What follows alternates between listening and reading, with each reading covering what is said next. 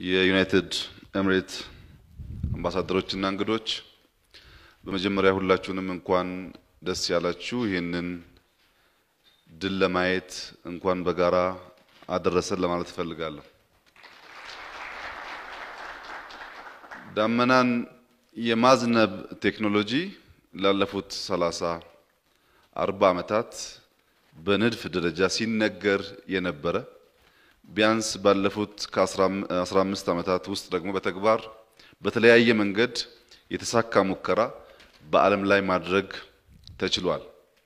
በአሁኑ ሰዓት ከ50 ሀገራት በላይ ዳመናን የማዝነብ የበረዶን ክምር ጉዳት በእርሻ ላይ እንዳያደርሱ በቀለለ መንገድ እንዲወርዱ የማድረግ ዳመናን የማከማቸት መሰል ስራዎች የሚሰሩ በርካታ ሀገሮች አሉ።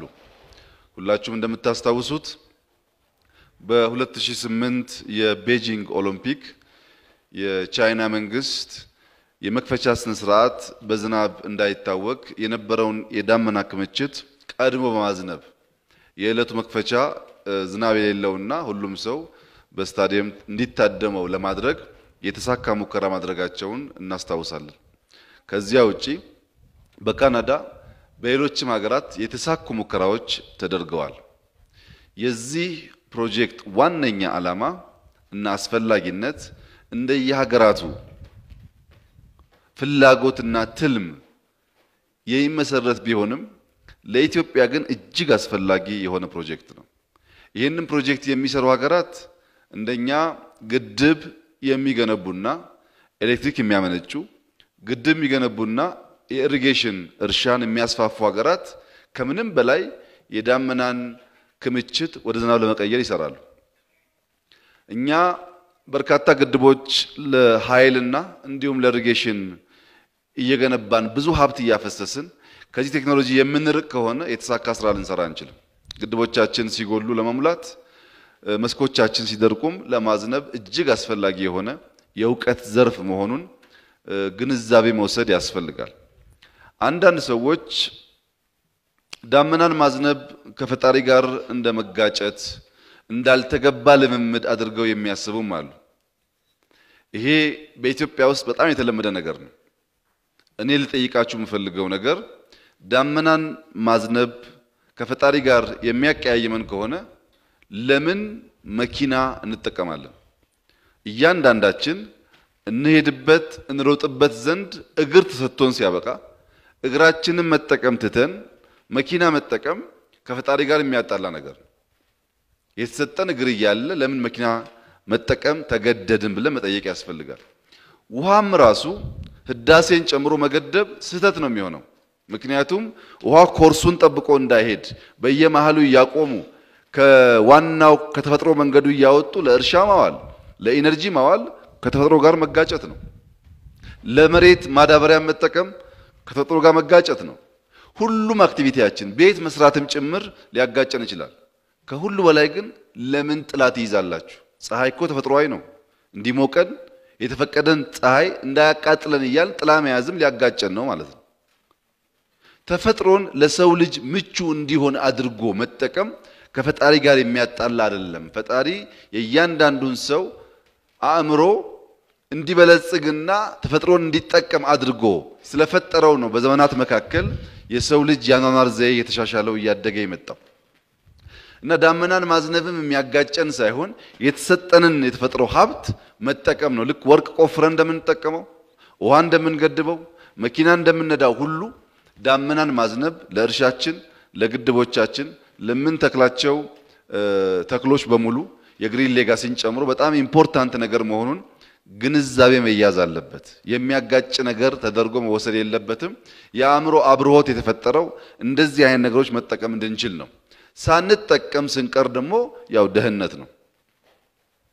ዛሬ ይህንን ፕሮጀክት በፋይናንስ እና በእውቀት ያገዙን የዩናይትድ አረብ ኤሚሬት ወይም የዱባይ ተብሎ የሚታወቀው ሀገር የዛሬ 50-60 ዓመት ወይም 70 ዓመት ነዳጅ ማውጣት ሳይችሉ የዛ ዕውቀት ባለቤት ሳይሆኑ በከፍተኛ ደህነት ውስጥ የሚኖሩ ህዝቦች ነበሩ።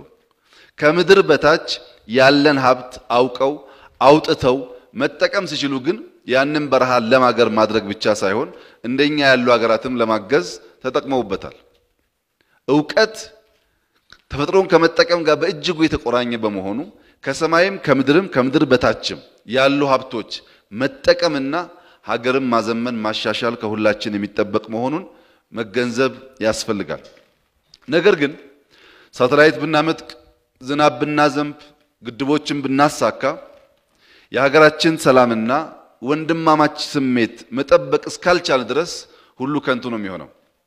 መላው ኢትዮጵያ ሕዝብ እዚህም ያላችሁ ወገኖች እንድትገነዘቡ የምፈልገው ነገር በሩቅ ያሉ ኢትዮጵያውያን አትችሉም፣ ስለ ዝናብ ስለ ግድብ አታስቡ፣ እናንተ በበሬ ያረሳችሁ የጎደላችሁን ስንዴኛ እየረዳናችሁ መኖር ብቻ ነው የተፈቀደላችሁ የሚሉ ኃይሎች ከውስጥ የተገዙ ሽፍቶች ማንነታቸውን የማያውቁ ሽፍቶችን በመጠቀም ኢትዮጵያውያንን እርስ በርስ ለማባላት ለማከፋፈል ቀን ከሌት እየሰሩ ይገኛሉ። እነዚህ ተላላኪ ሽፍቶች እና አሸባሪ ኃይሎች ጠርገን ብናጠፋ ዋና የላከውን ኃይል የምንጋፈጥበትና የዋናው የላኪውን ኃይል ፍላጎት የምንገነዘብበት ጊዜ ሩቅ አይደለም። በአሁኑ ሰዓት የሀገር መከላከያ ሰራዊት እና የፌደራል ሰራዊት በ8 ግንባሮች ጸረ አርሶ አደር የሆኑ ጸረ ንጹሃን ዜጎች የሆኑ በሰሜን በምዕራብ ተሰልፈው ኢትዮጵያን ሊያባሉ የተነሱ ኃይሎች ጋር ከፍተኛ ፍልሚያ እያደረጉ መስዋዕትነት እየከፈሉ ይገኛሉ። እነዚህን ጠላቶች የኦሮሞ ወዳጅ የአማራ ጠላት የአማራ ወዳጅ የኦሮሞ ጠላት እየተደረገ የሚሳለው ኢትዮጵያውያንን ለመከፋፈል ካልሆነ በስተቀር የእያንዳንዱ አርሶ አደር ሞት የኢትዮጵያ ሞት ነው። የእያንዳንዱ የአርሶ አደር ጠላት የኦሮሞም የአማራም ጠላት ነው። በከተማ ውስጥ ያላችሁ ለፌስቡክ የቀረባችሁ ጉዳዩን በጥልቀት የማትገነዘቡ ሰዎች ትላልቅ አፋቸውን የከፈቱ ጅቦች ትናንሽ አይጦች ልከው እኛን ካባሉ በኋላ ሊውጡን መሆኑን መገንዘብ ያስፈልጋል።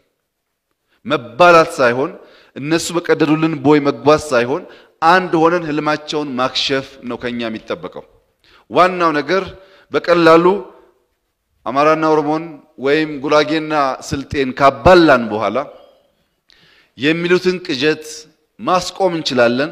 ወደ ነበሩበት ደህንነት እንዲመለሱና እዛው ቆመው እንዲያስቡ ከዛ በላይ መመኘት እንዳይችሉ እናደርጋለን ለሚሉ ኃይሎች ሳናቅ ተባባሪ ከመሆን እንድንቆጠብ የመከላከያ ሰራዊታችንን በቅርበት እንድንደግፍ በኢንፎርሜሽን እንድንደግፍ እነዚህ ተመሳስለው እንደ ጀግና ወታደር ጋር የማይገጥሙ እንደ ጀግና ፖሊስ ጋር የማይገጥሙ ፖሊስና ወታደር እያንዳንዱን ተራራና መንደር ማሰስ ግድ የሆነበት የሚታይ ጠላት ሳይሆን ተደብቀው ተሸፍነው የሚከፋፍሉን ኃይሎች መሆናቸውን ተገንዝበን ይህ ደግሞ እኛ ከምንገነዘበው በተለየ እጅግ አድካሚና አታካች ኦፕሬሽን የሚጠይቅ መሆኑን መገንዘብ ያስፈልጋል። ለምሳሌ ጁንታው ጋር የነበረን የመጀመሪያ ኦፕሬሽን ማክሲመም 3 ሳምንት ሊፈጀብን ዩኒፎርም አለው፣ ቦታው ይታወቃል፣ በሁሉም አይነት ተኩሶች ይፋለማል።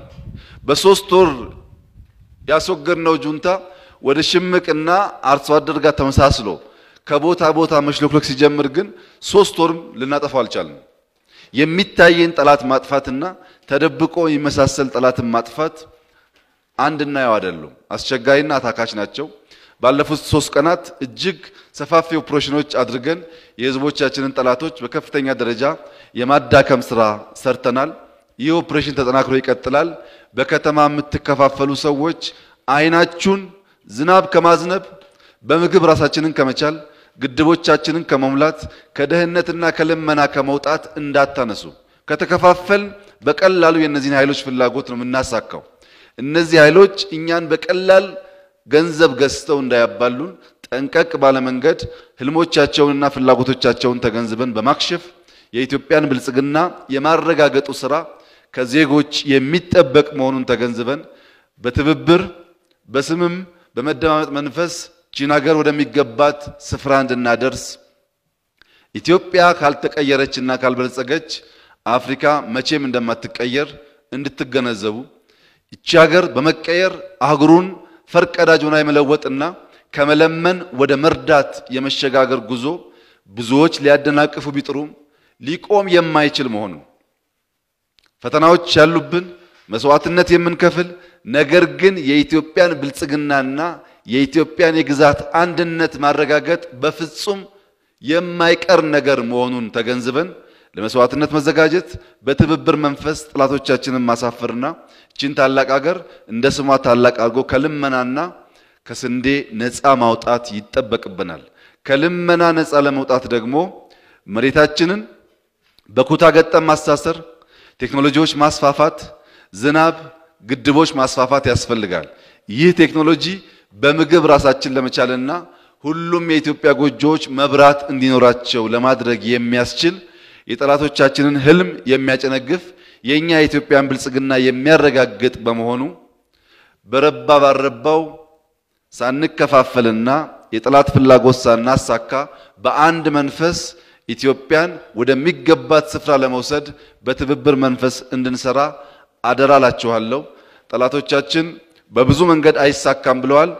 ይህን እንዳሳካ ነው ሁሉ የተቀረውም ነገር እንዲሁ እየተሳካ ባስቀመጥነው እቅድ መሰረት በቴክኖሎጂው፣ በግብርናው፣ በማዕድኑ፣ በቱሪዝሙ እንደዚሁም በኢንዱስትሪው ትልሞቻችንን ከማሳካት የሚያስቀረን ነገር የሌለ መሆኑን ላረጋግጥላችሁ ፈልጋለሁ። ይህ ስራ አመት ባልሞላ ጊዜ ውስጥ ተጠንስሶ የኢትዮጵያ ምሁራን በተለይም የኢኖቬሽንና ቴክኖሎጂ ሚኒስቴር የአርቲፊሻል ኢንተለጀንስ ኢንሳ ሌሎች ተቋማትም ሜትሮሎጂ በባለቤትነት ይዞ ላለፉት 6-7 ወራት ከፍተኛ ጥረት ሲያደርጉ ቆይተዋል። የዩናይትድ አረብ ኤሚሬት በፋይናንስ በእውቀት ከፍተኛ ድጋፍ አድርጓል። ለዚህም የጓደኛዬን እና ወንድሜን ሼክ መሐመድ ቢን ዛይድን በከፍተኛ ደረጃ ለማመስገን እፈልጋለሁ። ከመንግስት ውጪ በግል በዚህ ጉዳይ የተሳተፉ ወጣቶች አሉ። የነገይቱ ኢትዮጵያ የቴክኖሎጂ ባለቤት የሆኑ ግለሰቦች ተውጣጥተው በዚህ ጉዳይ ተሳትፈዋል። ሁላችሁንም በኢትዮጵያ ሕዝብ ስም ላመሰግን እፈልጋለሁ። ነገር ግን ይሄ ጅምር ስራ ነው። በጣም መስፋት አለበት። በብዙ መንገድ ከምድርም ከሰማይም ሙከራው ማድረግ አለበት። የተሳካ ሙከራ ስላደረጋችሁ እንኳን ደስ ያላችሁ እያልኩ በሚቀጥሉት ወራት እስከሚቀጥለው ክረምት ድረስ ሰፋፊ ስራ በመስራት ውጤቱን እያንዳንዱ ዜጋ እንዲገነዘበው ለማድረግ አሁንም በተደመረ መንፈስ በጋራ እንድትሰሩ አደራ ማለት እፈልጋለሁ። እጅግ አድርጌ አመሰግናለሁ። እንኳን ደስ ያላችሁ።